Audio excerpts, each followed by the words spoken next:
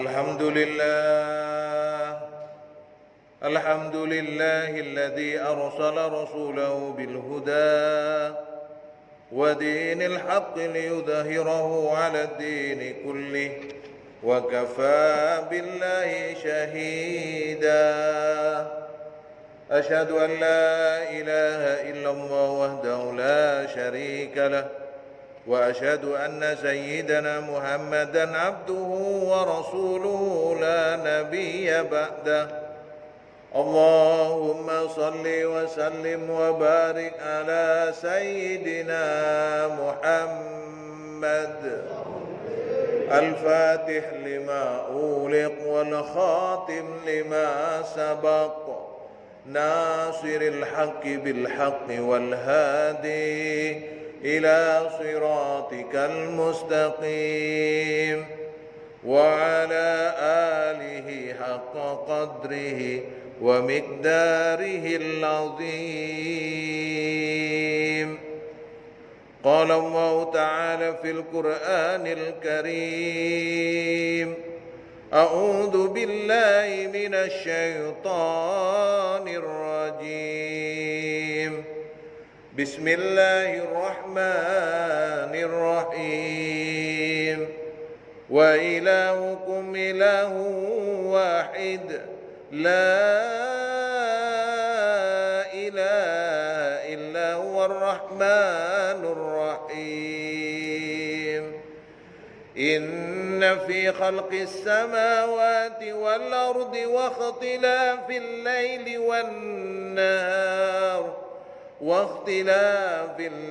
والنهار والفلك التي تجري في البحر بما ينفع الناس وما أنزل الله من السماء من ماء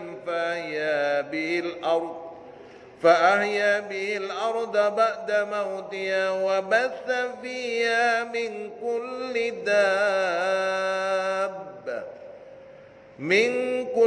دابة وتصريف الرياح والسحاب المسخر بين السماء والأرض لآيات لقوم يعقلون.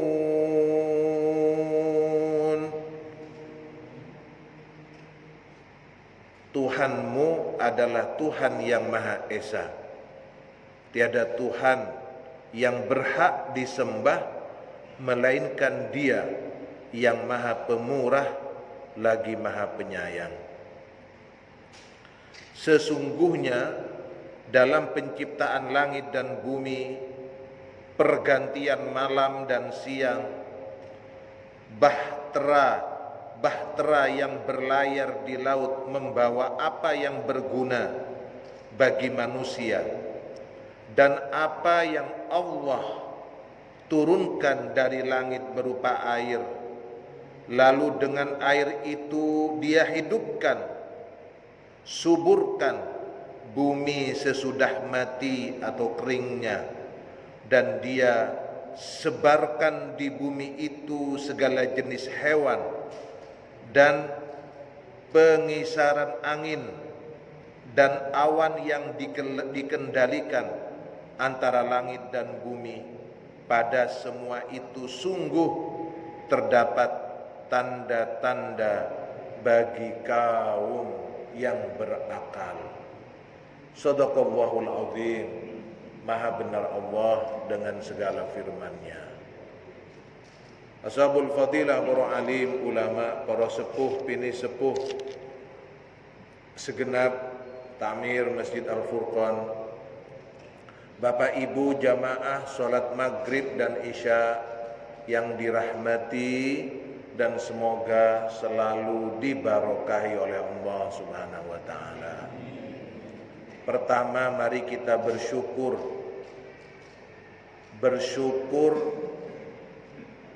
dengan memohon kepada Allah.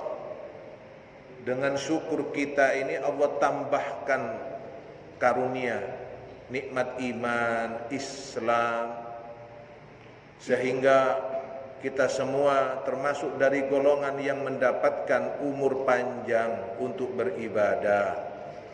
Allah berikan kepada kita keluasan rezeki yang halal, yang luas, yang barokah, yang menjadikan kita semakin bersyukur kepada Allah Subhanahu wa taala.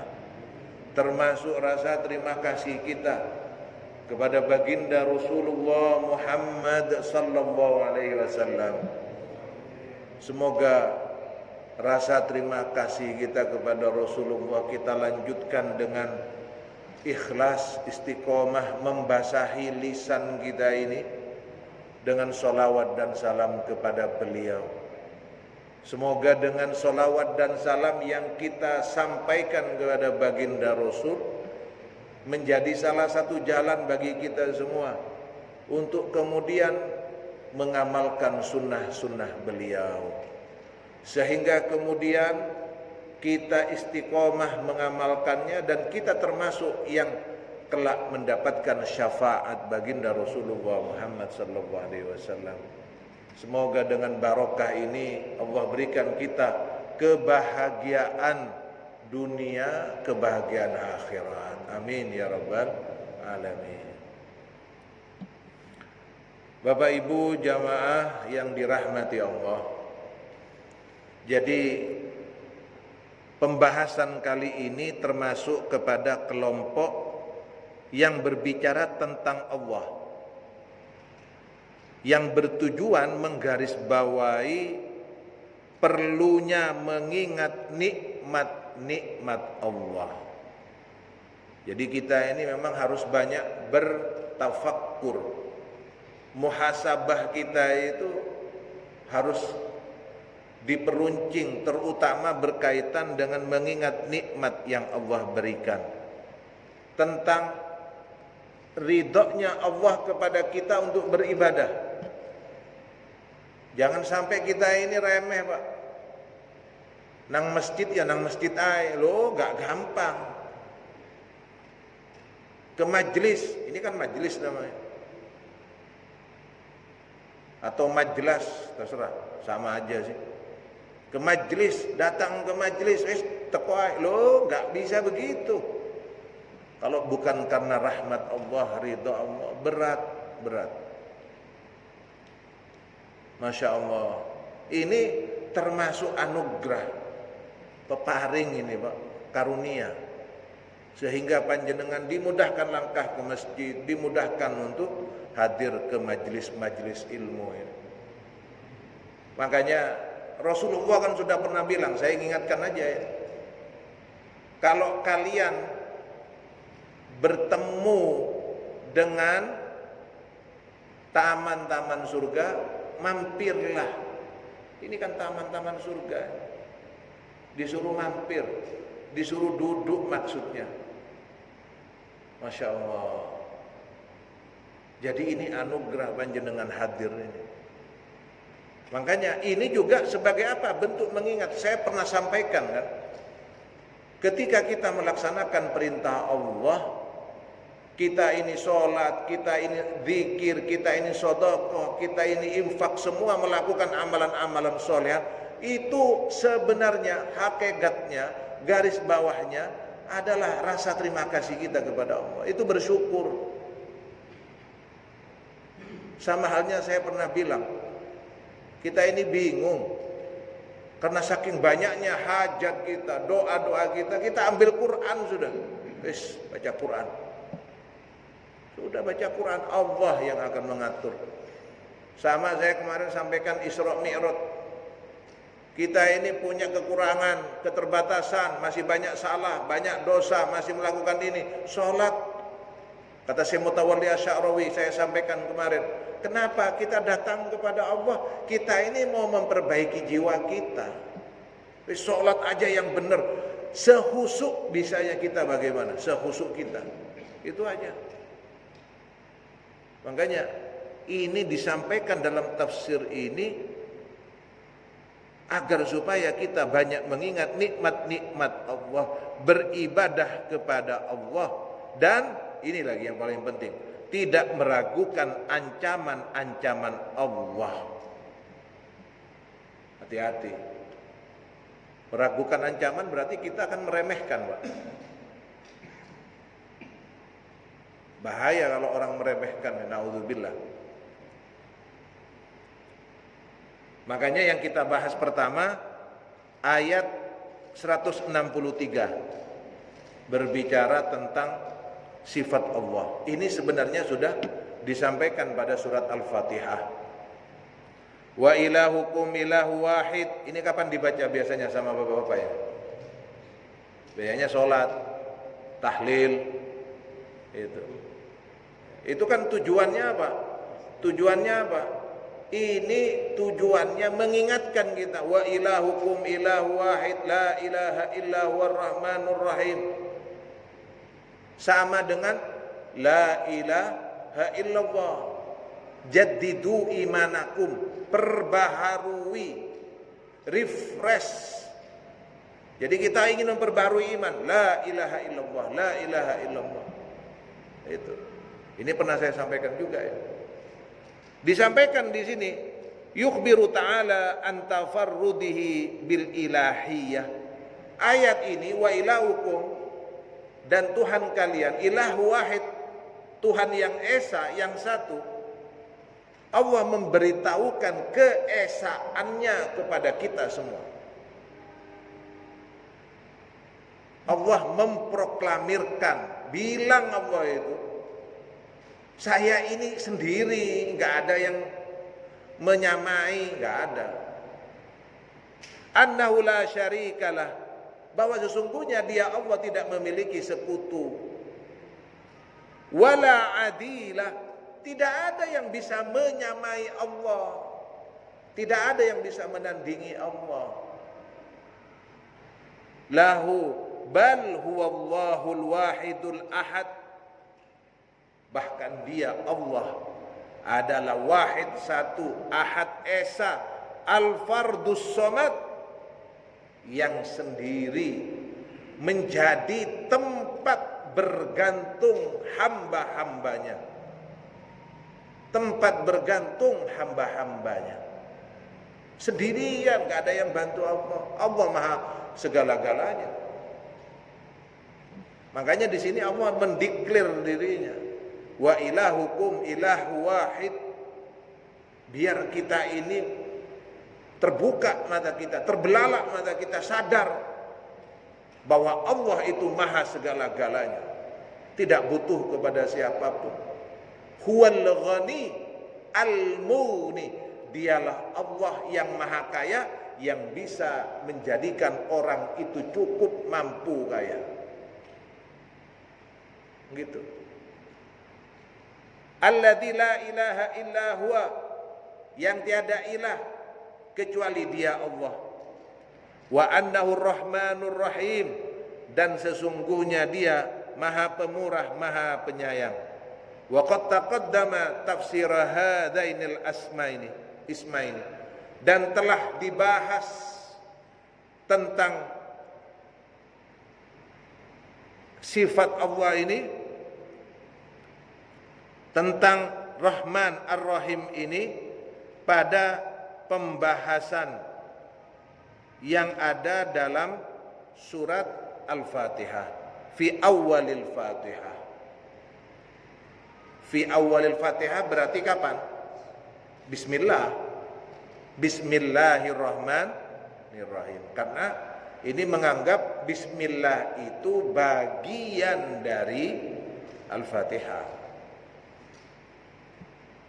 Makanya dalam hadis lain disebutkan bahwa Fatihah itu julukannya Sab'ul Mathani. Apa ada yang gak pakai Bismillah? Ada.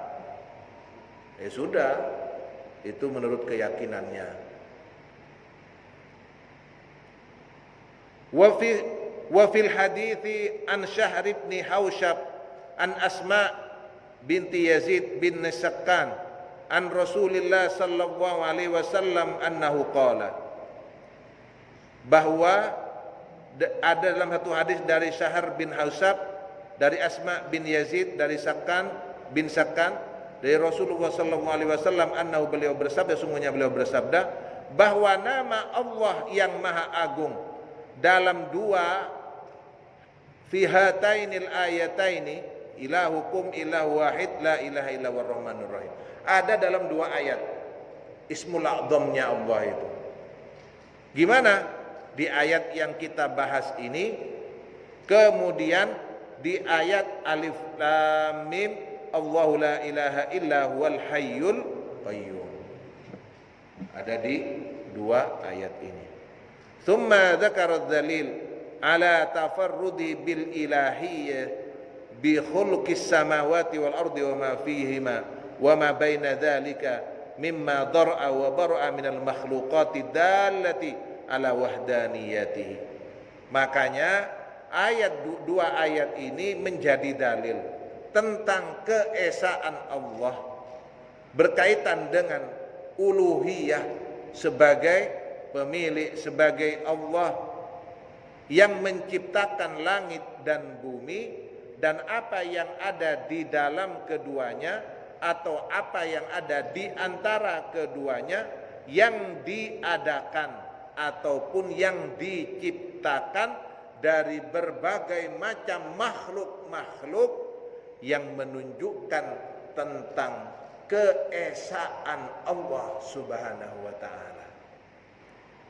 Jadi ayat ini menyadarkan kita adalah Ismul A'zam, nama yang paling agung dari Allah, yang menunjukkan kepada kita untuk mawas diri, melihat dengan seksama tentang keberadaan Allah yang Maha Esa, yang satu-satunya.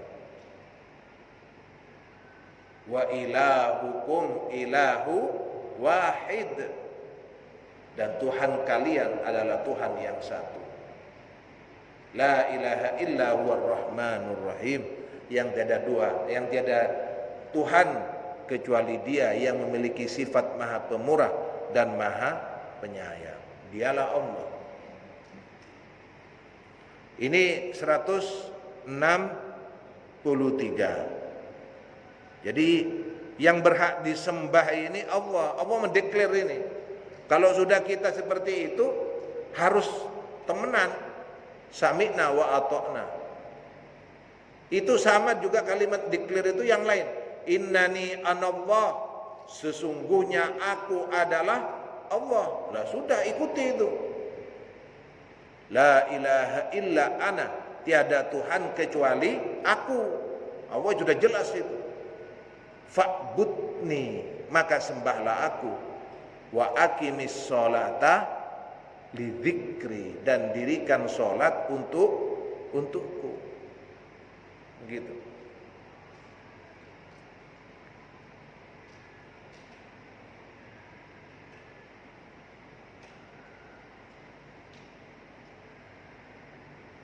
Selanjutnya di ayat 164 disampaikan, yaqulu ta'ala inna fi khalqis samawati wal ard tilka fi irtifa'iha wa latafatiha wattisa'iha wa kawakibiha as-sayyarah wathawabati wa dawrani falkuha. Jadi dalam penciptaan langit dan bumi, baik yang terikat dengan bagaimana Allah meninggikannya, diangkat menjadi indah, bagaimana kemudian Allah mengangkat itu semua menjadi tinggi, langit itu menjadi indah tanpa melihat kekurangan yang ada di ciptaan Allah di antara langit dan bumi ini, menjeluaskannya menjadi luas, dan bagaimana bintang-bintang itu beredar. Kemudian wathawabati wad-dawrani fulkiha, kemudian bagaimana kosmik yang ada di luar angkasa itu, Masya Allah.